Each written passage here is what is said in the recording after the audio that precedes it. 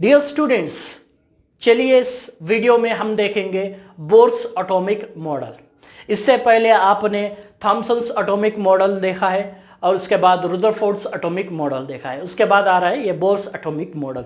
Bohr's atomic model को nail bourse ने propose दिया इस कॉन्सेप्ट। सो चलिए इस बोर्स एटॉमिक मॉडल के पोस्टुलेट्स क्या है, अजम्पशंस क्या है या पॉइंट्स क्या है वो देखेंगे।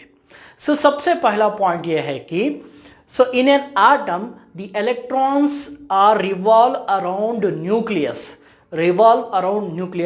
in a certain closed fixed circular paths called as orbit or shells। Electrons जो है वो एक न्यूक्लियस के अराउंड मूव हो रहे, ओके, घूम रहे। किस तरह घूम रहे? एक फिक्स्ड पाथ, उनका एक जो रास्ता है वो फिक्स रास्ता है, वही रास्ते में वो रिवॉल्व हो रहे। और वो जो रास्ता है सर्कुलर रास्ता है, फिक्स्ड है, क्लोज्ड सर्कल है। सर्कल जो है क्लोज है, क्लोज मतलब फिर वहीं पे आते। ओपन रहा तो मतलब एक और जगह जा सकते, लेकिन क्लोज्ड सर्कल है, सर्कुलर पाथ में मूव होते। इनका नाम दिया जाता ऑर्बिट और शेल्स। याद रखिए, ऑर्बिट और। उसके बाद नेक्स्ट जो पॉइंट है वो ये होता है कि each orbit is associated with a definite amount of energy. हर जो ऑर्बिट है वो एक तरह के फिक्स्ड एनर्जी से बंधा हुआ, मतलब अलग ऑर्बिट्स अलग एनर्जी है, एक ऑर्बिट के सेम तरह का एनर्जी रहता है। ड्यू टू दिस, इसके वजह से इन ऑर्बिट्स को हम बोल सकते एनर्जी लेवल्स और स्टेशनरी स्टेट्स। एनर्जी लेवल्स या स्टेशनरी स्टेट्स। अब ये शेल्स का नाम हो गया एनर्जी लेवल, क्योंकि उनका डेफिनेट अमाउंट ऑफ एनर्जी है, उनका एक फिक्स अमाउंट ऑफ एनर्जी है, इसीलिए इनको बोलते हैं एनर्जी लेवल। हर एनर्जी लेवल के अलग अलग एनर्जीज है, इसीलिए इन शेल्स को एनर्जी लेवल को नेम भी दिया जाता, असाइन किया जाता नेम से। वो है K shell, L shell, M shell, N shell. ऐसे भी दे सकते हैं या नंबर्स दे सकते हैं, n equals to 1, n equals to 2, n equals to 3 या n equals to 4। K L M N shell so on, ऐसे आगे और भी बढ़ सकते हैं आप। n equals to 1 for K shell, n equals to 2 for L shell, n equals to 3 for m और n equals to 4 for n shell. इनको एनर्जी लेवल्स या स्टेशनरी स्टेट्स भी बोला जाता, एक उनके फिक्स्ड एनर्जी है। ये सेकेंड पॉइंट का कॉन्सेप्ट। नेक्स्ट पॉइंट जो है, these electrons revolve only in those stationary states, in which their angular momentum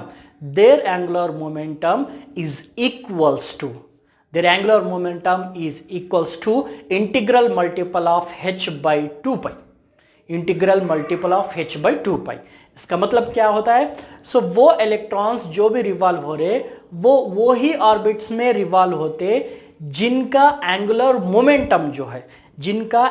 momentum है वो integral multiple of h by 2 pi होता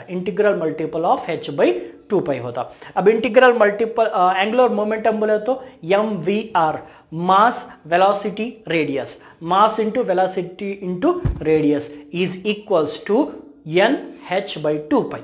n इज इंटीग्रल मल्टीपल 1 या 2 या 3 या 4 हो सकता है। h divided by 2 pi, h Planck's constant है। 6.626 into 10 to the power minus 34 joule second उसका वैल्यू है, एक कांस्टेंट वैल्यू है, डिवाइडेड बाय 2 नंबर है, इंटू पाई भी एक कांस्टेंट है।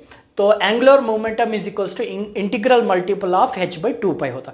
जो जिस ऑर्बिट में वो रिवॉल्व हो रहे हैं, जिस स्टेशनरी स्टेट्स में वो रिवॉल्व हो रहे हैं, उनका angular momentum h by 2 pi जो है 1 इंटू h by 2 pi हो सकता है, ये 2 इंटू h by 2 pi हो सकता, ये 3 इंटू h by 2 pi हो सकता, इस तरह 4 इंटू h by 2 pi हो सकता है। Angular momentum of h by this angular momentum is equals to integral multiple of h by 2 pi। ये भी एक बोर्स एटॉमिक मॉडल का पॉइंट है।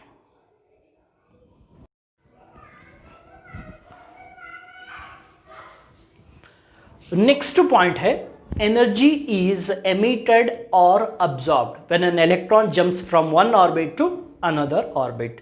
एनर्जी जो है ऑब्जर्व हो सकता या एमिट हो सकता जब एक इलेक्ट्रॉन अपने एक ऑर्बिट से एक और ऑर्बिट को जंप होता है। तो दिस एनर्जी एमिटेड और absorb is equals to delta E is equals to E2 minus E1। Delta E is equals to E2 minus E1। जो एनर्जी चेंज हो रही, ऑब्जॉर्ब और एमिट हो रही, उसको मालूम करने के लिए E2 माइनस E1 मतलब पहले की एनर्जी माइनस बाद की एनर्जी उस इलेक्ट्रॉन्स के, उससे हम मालूम कर सकते। सो ये थे बोर्स एटॉमिक मॉडल के सिंपल पोस्टुलेट्स है। ओके, सो यहां तक इस मॉडल के लिए था। सो नेक्स्ट वीडियो में हम दूसरे और कॉन्सेप्ट लेकर आपके सामने हाजिर रहेंगे।